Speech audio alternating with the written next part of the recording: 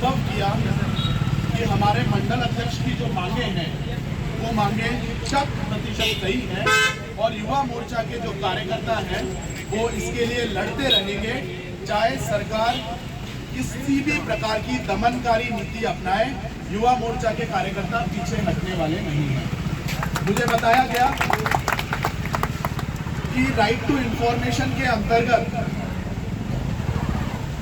जो प्रार्थना पत्र लगाया वो 10 माह से लंबित है और 10 माह में भी उसका किसी भी प्रकार का निस्तारण पब्लिक इंफॉर्मेशन ऑफिसर के द्वारा नहीं किया गया।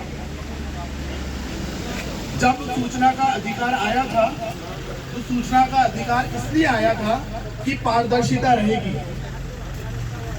अगर प्रशासन की बात सही है या कुछ भी गलत नहीं हुआ है या पट्टे फर्जी नहीं दिए गए हैं तो सूचना के अधिकार अधिनियम के अंतर्गत प्रार्थना पत्र में जो सूचनाएं मांगी गई हैं उनको दे देना चाहिए। इतने लंबे टाइम तक 10 महीने तक सूचना के अधिकार के अंतर्गत प्रार्थना पत्र को लंबित रखना यह दर्शाता है कि कुछ ना कुछ गड़बड़ झाला जरूर है और हमारा जो धरना है वो बिल्कुल सही है।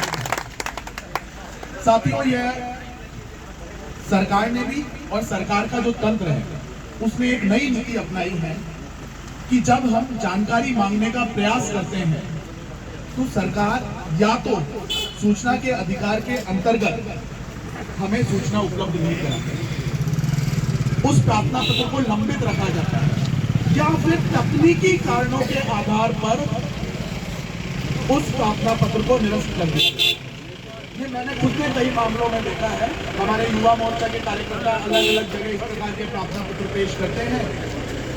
मैं यहाँ पर मांग करूंगा कि सरकार को जो सूचना का अधिकार अधिनियम है उसको स्ट्रिक्ट सेंस में पालन करना चाहिए और अगर कोई सूचना मांगी जाए तो उस प्रार्थना पत्र को निस्तारण करने की समयावधि जो उस अधिनियम के अंतर्गत दी गई है 30 दिन की, 1 माह की, उस 1 माह में उसका निस्तारण होना चाहिए।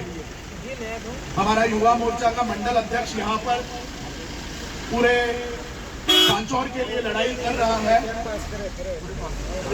सभी पार्षदगण, मैं भाई गजेंद्र जी से आग्रह करूंगा कि हमको इस लड़ाई में अच्छे से सहयोग करना है।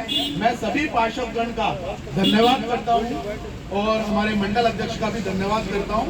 और इस तरीके की मैंने अभी जब पहले कार्यक्रम में था तो मैंने इसी बात का आग्रह किया था कि जो हमारे क्षेत्र की मांगे हैं